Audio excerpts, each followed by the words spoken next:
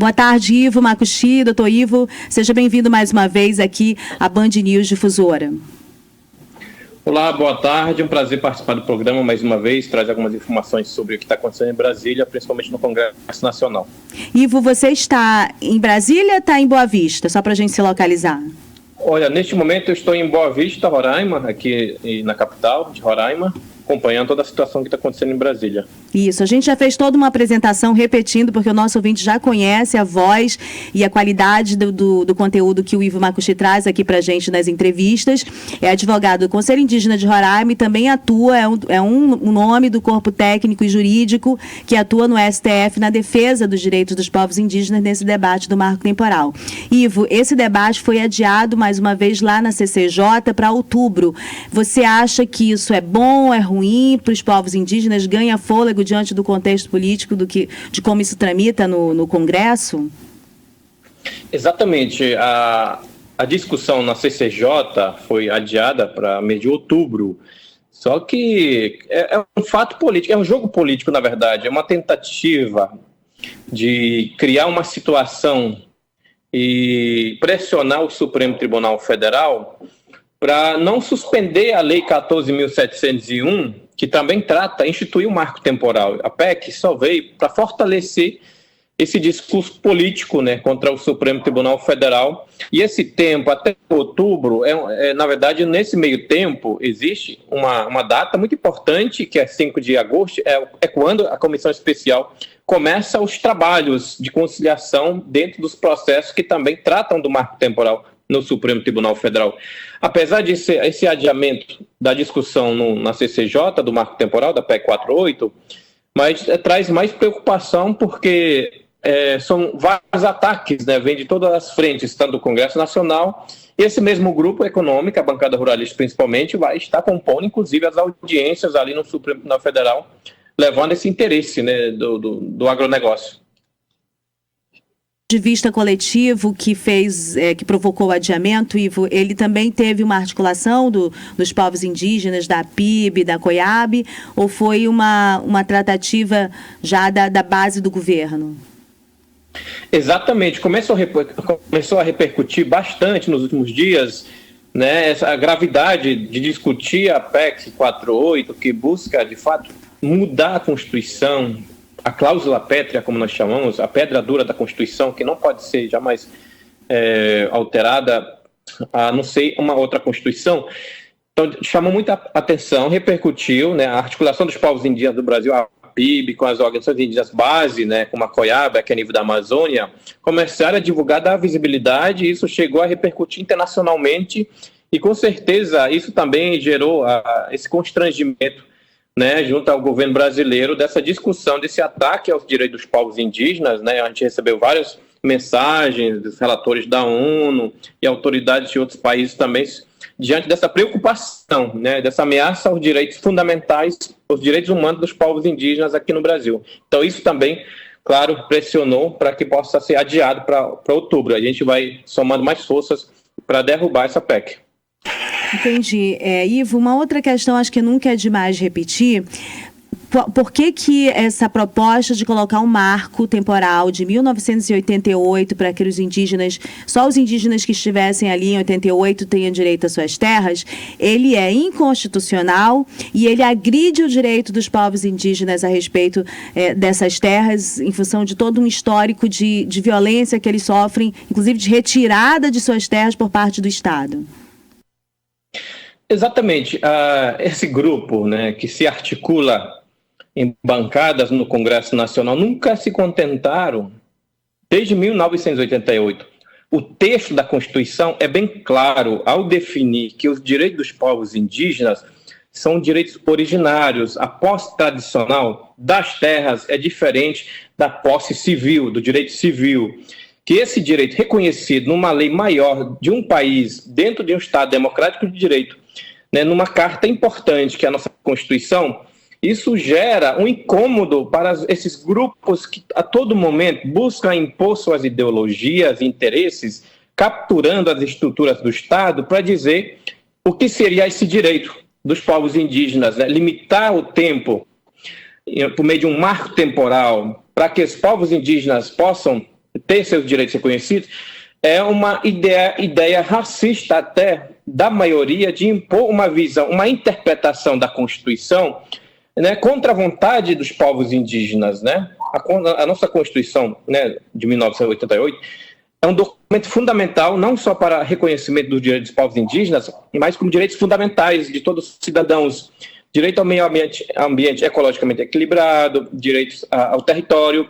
Então, esses grupos buscam emplacar um marco temporal, né, não satisfeitos com a Carta da Constituição, limitar esse direito dos povos indígenas à terra, né? E isso traz um risco para os povos indígenas, porque você pode criar uma situação jurídica de insegurança em relação às terras que já foram demarcadas e homologadas. Inclusive, pode-se questionar na justiça as terras que não seguiram, segundo eles, esse entendimento do marco temporal. Então, traz uma enorme segurança jurídica para os direitos básicos dos povos indígenas, ameaça as terras que estão em processo de reconhecimento, né, luta pela demarcação e homologação, e as terras também que já foram homologadas e registradas, inclusive. Esse país vai se curvar de joelhos para pedir perdão aos povos indígenas por tudo que eles já sofreram. Quando chega a Constituição de 88, é um momento de renovação, de esperanças e de determinação que eles têm direito às suas terras e que a partir dali o Estado promova a sua demarcação. Quando acontece em 2024, o Congresso está ocupado em debater este marco temporal, isso é um retrocesso. Por que é um retrocesso? Porque ao invés do Estado cumprir a sua função, né, a sua obrigação de demarcar essas terras, que há muitas terras ainda não demarcadas, como, por exemplo, dos indígenas Mura, em Autazes, que estão sofrendo uma invisibilidade, agressões tremendas do interesse do capital, por exemplo, né, é um exemplo, que são vários no país. Então, ao invés disso avançar, eles estancam porque essas pessoas, todo esse movimento, está lutando para não perder o direito que está daqui para trás, entendeu? Então, assim, como é que avança? E por isso é um retrocesso, né? Não há uma continuidade de avanço. E isso, Ivo, a gente tem observado, inclusive, aí na terra indígena Raposa Serra do Sol, que é um exemplo de democracia. Eu entendo que deveria ser um exemplo de democracia, inclusive, para muitas prefeituras. Mas, a partir dessa proposta do debate do marco temporal, desde, inclusive, do debate dele no STF, vocês têm sofrido uma série de ataques de grupos econômicos e dos políticos, até na imprensa de Boa Vista, não é isso? Queria que você relatasse um pouco para a gente essa consequência na Raposa. Esse é o cenário que se cria contra os povos indígenas aqui em Roraima, onde a maioria é anti-indígena, e as propostas, inclusive, de emenda à Constituição, a proposta PEC 48, vem de uma autoria aqui de senadores de Roraima, de grupos, né, políticos locais que têm esses, né, em avançar sobre os direitos dos povos indígenas, né, fatiando terras indígenas e tudo mais. E aqui em Roraima, nós temos um caso emblemático, que é o caso Raposa Serra do Sol, que foi demarcado, né, a terra indígena foi demarcada em área contínua, na faixa de fronteira, e esse processo de luta pela demarcação chegou a ser ajuizado no Supremo Tribunal Federal, que julgou constitucional, por maioria, inclusive, né, a esmagadora maioria do Supremo Tribunal Federal diz que é constitucional reconhecer os direitos territoriais dos povos indígenas. E todos os argumentos, as narrativas que criaram de que era uma ameaça à soberania, empecilho ao desenvolvimento nacional, ao desenvolvimento econômico do Estado, todos esses argumentos foram rechaçados pelo próprio Supremo Tribunal Federal, dizendo que isso não ameaça de forma alguma o desenvolvimento do Estado, né, os direitos de outras pessoas, tudo mais, mas muito pelo contrário, busca avançar essa visão constitucional, né, de um Estado democrático de direito que respeita os grupos minorizados, e o Supremo disse que é constitucional. E a partir disso que surge esse argumento de que existiria um certo marco temporal para a demarcação de terras indígenas, que não rolou. Inclusive, no julgamento do recurso extraordinário 1.017.365, no qual nós já atuamos, a esmagadora maioria do Supremo falou é constitucional a demarcação de terras indígenas, e diz que marco temporal não existe na Constituição, é inconstitucional. Então, é por isso que também o Congresso Nacional tenta se movimentar usando o princípio da própria Constituição, que fala que existe uma harmonia entre os poderes, dizendo que o Congresso aprova a lei, o Supremo tem que aplicar, mas não funciona bem assim.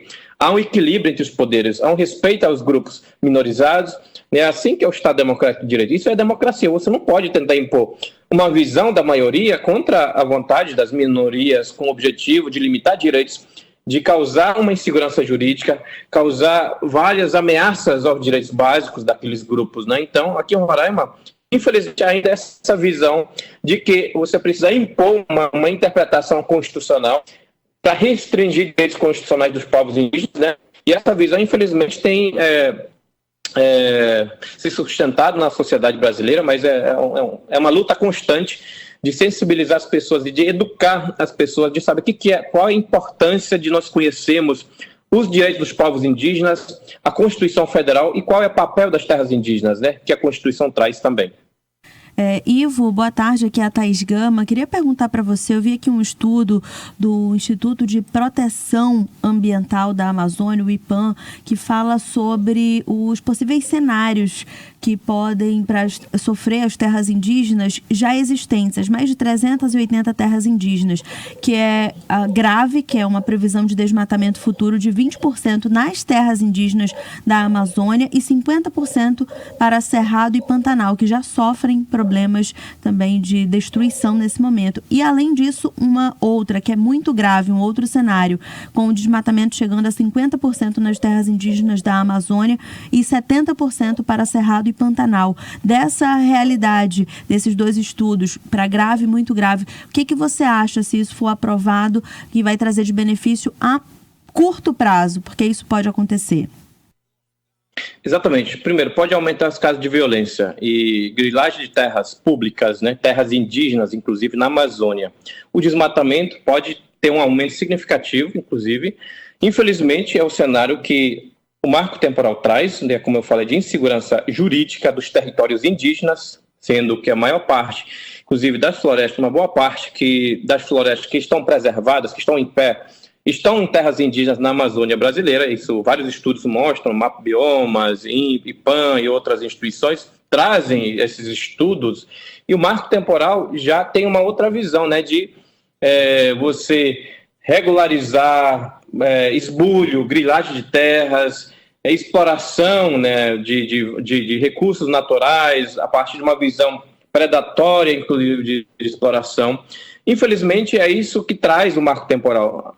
Mas, apesar disso, inclusive, nós podemos pensar o que o Brasil vai sediar nos próximos anos, né, COP30, um país que se diz um modelo para o mundo na preservação ambiental. Aqui nós temos a floresta tropical da Amazônia, a maior biodiversidade do planeta, e as pessoas não conseguem entender e compreender o papel, qual é a importância que as terras indígenas para os serviços ambientais essenciais também para a conservação da biodiversidade, recursos importantes, vitais, inclusive para a sociedade brasileira, para a produção econômica, para o próprio agronegócio, né? A gente tem um cenário de, vamos dizer assim, de crise climática que acontece nesse momento no Brasil, mas as pessoas não querem ver, mas pensam uma outra forma de atacar esses direitos que os povos indígenas ainda seguram, né? São as terras indígenas, e dão a própria vida para garantir que outras pessoas tenham seus direitos também respeitados, né? Vai muito além da questão indígena, né? Existem questões ambientais muito mais profundas, assim, que nós precisamos entender. Sim, isso mesmo, e é por isso tudo que você falou, Ivo, que a gente agradece sempre a sua participação de qualidade, didática aqui, explicando para os ouvintes da Band News em Manaus e também para os ouvintes em outros locais do estado, especialmente pela internet, que acompanham a programação. Todos esses detalhes, há sempre a contra-informação, mas o nosso papel aqui é levar a informação mais clara e mostrar o quanto de conflito e de aflições, a irresponsabilidade da atuação no Congresso Nacional, inclusive de parlamentares da região norte, está colocando a vida dessas pessoas em risco e a nossa própria vida, porque as consequências já estão no nosso rosto, na nossa cara, em todos os períodos. Eu te agradeço e eu quero manifestar também, você já sabe, eu, Rosiane Carvalho, jornalista amazônida, sou contra o marco temporal, acho um oportunismo político, acho uma irresponsabilidade a atuação dos parlamentares da região norte, que se chamam amazônidas, mas que se posicionam a favor dessa violência contra os povos indígenas. Agradeço a entrevista, Ivo. Muito obrigado, sempre à disposição. Feliz em contribuir com o debate. Obrigada.